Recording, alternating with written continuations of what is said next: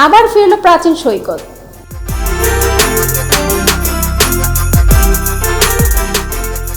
ইতালির প্রাচীন একটি সৈকত, যা প্রায় 2000 বছর আগে মাউন্ট ভিসুভিয়াসের অগ্ন্যুৎপাতের ফলে ধ্বংস হয়ে গিয়েছিল, সেটি ঠিকঠাক করে পরে জনসাধারণের জন্য আবার খুলে দেওয়া হয়েছে।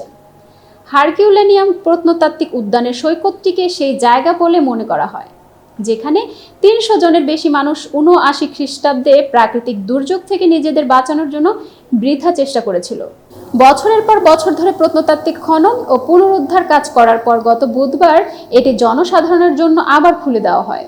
এ সময় মানুষের দেহাবশেষ এবং অন্যান্য আবিষ্কার থেকে এটা প্রমাণিত হয় যে এটি অগ্ন্যুৎপাতের কারণে ধ্বংস হয়েছিল। হারকিউলিনিয়াম প্রত্নতাত্ত্বিক পার্কের পরিচালক ফ্রান্সিসকো সিরানো বলেন, এটি কেবল একটি পুনরুদ্ধার কাজই নয়, এটি একটি দুর্দান্ত গবেষণা কাজও ছিল। কারণ আমরা জানি উন্মুক্ত প্রত্নতাত্ত্বিক স্থানে একটি সাইটে আবার উপস্থাপন করার অর্থ হলো বৈজ্ঞানিক দিকগুলো অনুসন্ধান করতে সক্ষম হওয়া। এতক্ষণ বার্তা বৈঠকের সাথে থাকার জন্য ধন্যবাদ। নতুন নতুন তথ্য পেতে বার্তা বৈঠকের ইউটিউব চ্যানেল ও ফেসবুক পেজের সাথেই থাকুন।